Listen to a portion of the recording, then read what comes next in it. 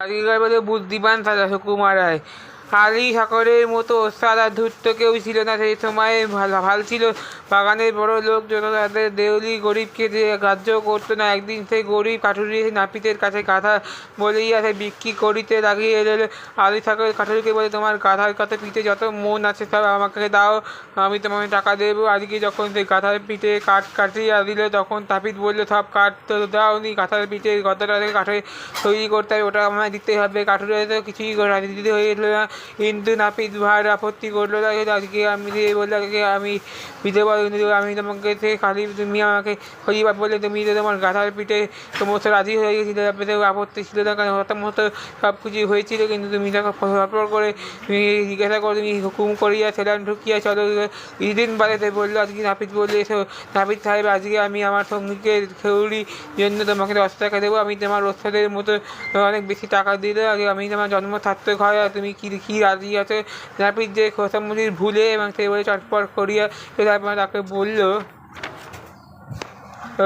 তুমি আমার সঙ্গী, তুমি আমাকে গাধাটাকে নিয়ে হাজির করবে। নাপিতে বলে চট করিয়া খুশি করে, এত বড় বেয়াদবি আমাদের সঙ্গে সুলতান খালি পাকা। সে বললো, আজকে আমি এক্ষুনি কাঠুরি বললে কথায় যেন উত্তর না আসে। খালিবাদে বললো, আজকে আমি সে বললো আমি নাপিতে সে হাত জোর করে বললো, খালিবাদ না, এই গাথায় পিঠে আমাকে গড়া মেরো না, তোমাকে মেরে গেলে তুমি আমার একটা কথা জবাব দাও, নাহলে তোমাকে এই চুপ করে কিছুক্ষণ বাদে আর দেরি করবে না। গাথাকে কমিয়ে দিল। আমি সে বললো, আজকে আমি তার সারার ব্যবস্থা করিতে হইবে। নাপিত বললো, বেচারা কী হবে, গাধাটা কি ফুট দিয়ে কামাতে হবে, বেঁধে তামাশাটা কী হবে, চারিদিকে জমে গেল, কামান শেষ হতে না হতেই নাপিত আগমন মাথা হেঁট করে চলে গেলে। কাঠুরা নেড়ে বললো, সে চলে গেলে, নাচতে নাচতে বাড়ি বাড়ালো। কেসের মাঞ্জা টেটকা কিয়াম্বানা কেসিকে রোমাঞ্চ খবরে ম্যাপ খুলিয়া হরিশ্চন্দ্র জাপানের প্রধান নগরগুলিকে দেখা যাচ্ছে। এরপরেই ব্যোমকেশের পাড়া, কিন্তু ব্যোমকেশের খেয়ালই নেই। কাল বিকেলে ডাক্তারবাবু ছোট্ট ছেলেটার সঙ্গে প্যাঁচ খেলতে ভুলে গেছে। সে বসে বসে ছুটে কাটাচ্ছে মাঞ্জা তৈরি, পাউডার মিশানো, সুচে মাখানো, কী চমৎকার মাঞ্জা, সে কী কথা ভাবতে হবে না। সে বললো, আগে পর্যন্ত উঠে গেল আশ্চর্য কায়দায় ডাক্তারের ছেলে। ভুঁড়িটা কাটতে গেলে সে গম্ভীর ডাক পড়ে। তারপর ব্যোমকেশ এসে দেখে ওই রকম সে উত্তেজনার মধ্যে সুতো মাঞ্জা প্যাঁচে সব ফেলে আকাশের ওপর। সে ব্যোমকেশকে হঠাৎ যেন আসতে হলো একেবারে চীন দেশের মধ্যিখানে। এক তো দেশটার মধ্যে ছিল, এর তো যা চীন দেশেই নাম জানতো, ওই রকম আসবার দরুন সে তার মাথার মধ্যে কেমন বিচ্ছিরি রকমের গন্ধ। পাহাড়, দেশ, নদী, উপনদী সব ঢুকতে পারে না। তুমি আমাকে সিরিজ চাই, তুমি মাঞ্জা সিরিজ মানে দুবারই তার তৃতীয়বারে গলার করে চিন্তাতে বসে, তুমি দেখাও, তুমি আমাকে চীন দেশে হারাতে পারবে না, তুমি আমাকে সৎকার কারণ নেই, বোধ হয় তুমি আমার সঙ্গে বস করবে। তার সঙ্গে নামটা সে পেয়ে গেলে থাকবে। এই পদের ধাক্কায় কেমন করিয়া মুখ দিয়ে বেরিয়ে পড়েছে গোটা চারে চাপাইয়া। বঙ্কিমবাবু বলল, কানের ওপর ম্যাজিস্ট্রেট আকর্ষণ অনুভব করে। তুমি আমাকে এই কানাঘুষ ও ছুতোর মিস্ত্রি বলো না, তুমি আমাকে ছুতোর মাঞ্জা তৈরি করবে, সারাদিন বকুনি খেয়ে সময় কাটবে, এবং তার মধ্যে কত প্রচুর মাঞ্জা দেওয়া হলো, কত যে ঘুড়ি ঘন্টায় কাটা পড়লো সে আর জানে না ব্যোমকেশ। বিকেলবেলা সবাই বাড়ি ফিরে যাচ্ছে, তখন ব্যোমকেশ দেখতে ডাক্তারের ছেলেটা দোকানের সামনে দাঁড়িয়ে মস্ত একটা লাঠি দেখে ব্যোমকেশবাবুর বন্ধু প্যাঁচ কাটিয়ে করে দেখেছি, তুই আমাকে দেখে আর সেই ঘোরা হচ্ছে ইচ্ছা। সে বলতে নিকটে সেই কি বাপু, তুমি ওকে এই তো বড় দিদি আমাকে মাঞ্জা মতলব তুমি তো ভাবছি যে ওর তো ডাক্তারের ছেলে ওরকম ওষুধ সেদিকে তুমি আমাকে মাঞ্জা করবে। আজকে আপনি সেই তোমার যুব সত্য সে বলতে আজকে আমি কোনো আশ্চর্য মাঞ্জা খবর জানি না। ব্যোমকেশে চাইতেই 4 বছরের ছেলেই হবে, সে হয়তো গুড়ি কাটবে। ব্যোমকেশ বললো, আজকে যেমন করে আরও মাঞ্জা খাটাতে হবে, সেটা হবে আদর করবে। সেই ডাক্তারের ছেলেকে দেখা যায় বাড়ি ফিরে এসে বলে খাবার খেয়ে তুমি দৌড়ে ডাক্তারবাবু ভেবে করে আগে আপন বলে সে বলে, আজকে আমি তুমি বারান্দায় বসে সে বলছে মশলা ঘাটাতে ব্যোমকেশকে মনে মনে বললো, বাবু তুমি এভাবে তোমার আসল খবর আমি পেয়েছি। এই করে সে দেখে ওদিকে কিন্তু কেউ নেই, কিন্তু একবার সেভাবে হাত ধরে দূর আমি আবার চারবার তরকারিটা গিয়ে এত বড় মাঞ্জা দুটো দেওয়া হবে, এই হেরে চৌকির তলা থেকে খবর দিয়ে মশাল দিয়ে বাড়ি থেকে বাড়ি গেল।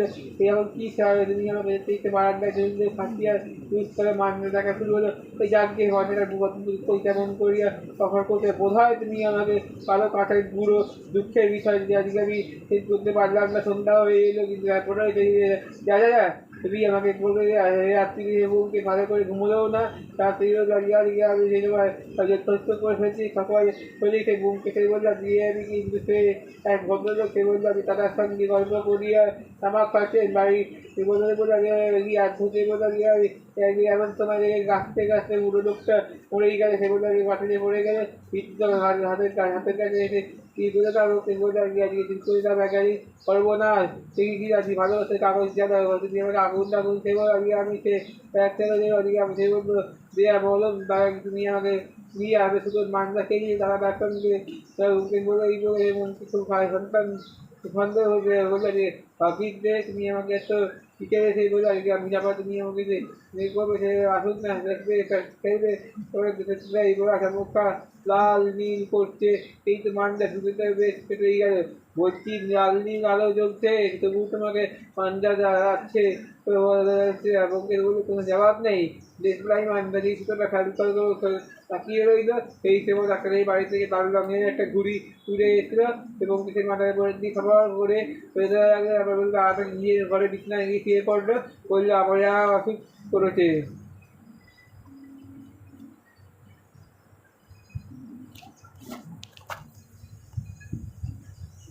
সুকুমার রায়ের লেখা আজকের বলে বুদ্ধিমান সাজা সুকুমার রায়। আলী সাকরের মতো ওস্তাদ আর ধূর্ত কেউ ছিল না সেই সময়ে। ভাল ছিল বাগানের বড় লোক যত তাদের দেউলি গরিবকে গ্রাহ্য করতো না। একদিন সেই গরিব কাঠুরি নাপিতের কাছে গাধা বলিয়া সে বিক্রি করিতে লাগিয়ে এলো। আলী সাকর কাঠুরিকে বলে তোমার গাধার কাছে পিঠে যত মন আছে সব আমাকে দাও, আমি তোমাকে টাকা দেবো। আজকে যখন সেই গাধার পিঠে কাঠ কাটিয়া দিল তখন নাপিত বললো সব কাঠ তো দাও নি, গাধার পিঠে গদাটাকে কাঠে তৈরি করতে হবে, ওটা আমায় দিতে হবে। কাঠুরি তো কিছুই দিতে হয়েছিল না, কিন্তু নাপিত ভার আপত্তি করলো।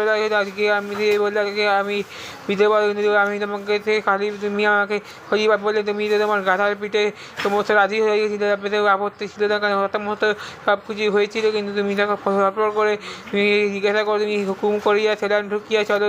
কিছুদিন বাদে বললো আজকে নাপিত বললে এসো নাপিত সাহেব আজকে আমি আমার সঙ্গীকে খেউড়ির জন্য তোমাকে 10 টাকা দেবো। আমি তোমার ওস্তাদের মতো অনেক বেশি টাকা দিলে আগে আমি তোমার জন্ম সার্থক হয় আর তুমি কি রাজি আছে। নাপিত যে খোসামুদির ভুলে এবং সে বলে চটপট করিয়া তারপর তাকে বললো তুমি আমার সঙ্গী তুমি আমাকে গাধাটাকে নিয়ে হাজির করবে। নাপিতে বলে চট করিয়া খুশি করে এত বড় বেয়াদবি আমাদের সঙ্গে সুলতান খালিফা আঁকা সে বললো আজকে আমি এক্ষুনি কাঠুরি বললে কথায় যেন উত্তর না আসে। খালিফাতে বললো আজকে আমি সেই বললো সে বললো আমি নাপিতে সে হাত জোর করে বললো খালিফা না এই গাথায় পিঠে আমাকে গড়া মেরো না, তোমাকে মেরে তুমি আমার একটা কথা জবাব দাও, নাহলে তোমাকে এই চুপ করে কিছুক্ষণ বাদে আর দেরি করবে গাথাকে কমিয়ে দিলো। আমি সে বললো গিয়ে আমি তার সারার ব্যবস্থা করিতে হইবে। নাপিত বললো বেচারা কী হবে গাধাটা কি ফুট দিয়ে কামাতে হবে, বেঁধে আমার হাতে কীভাবে চারিদিকে জমে খেলে কামান শেষ হতে না হতেই নাপিত আগমন মাথা হেট করে চলে গেলে। কাঠুরা নেড়ে বললো সে চলে গেলে নাচতে নাচতে বাড়ি বাড়ালো। মাঞ্জা টেটকা কিয়ানবানা কিসিকে রোমাঞ্চ খবরে ম্যাপ খুলিয়া হরিশ্চন্দ্র জাপানের প্রধান নগরগুলিকে দেখা যাচ্ছে। এরপরে ব্যোমকেশের পাড়া, কিন্তু ব্যোমকেশের খেয়ালই নেই কাল বিকেলে ডাক্তারবাবু ছোট্ট ছেলেটার সঙ্গে প্যাঁচ খেলতে ভুলে গেছে। সে বসে বসে ছুটে কাটাচ্ছে মাঞ্জা তৈরি, পাউডার মিশানো, সুচের মাখানো, কী চমৎকার মাঞ্জা, সে কী কথা ভাবতে হবে না। সে বললো আগে পর্যন্ত উঠে গেল আশ্চর্য কায়দায় ডাক্তারের ছেলে ভুঁড়িটা কাটতে গেলে সে গম্ভীর ডাক পড়ে। তারপর ব্যোমকেশ এসে দেখে ওই রকম সে উত্তেজনার মধ্যে সুতো মাঞ্জা প্যাঁচে সব ফেলে আকাশের ওপর সে ব্যোমকেশকে হঠাৎ জ্বালানো আসতে হলো একেবারে চীন দেশের মধ্যিখানে। এক তো দেশটার মধ্যেই ছিল, এ তো যা চীন দেশেই নাম জানতো ওই রকম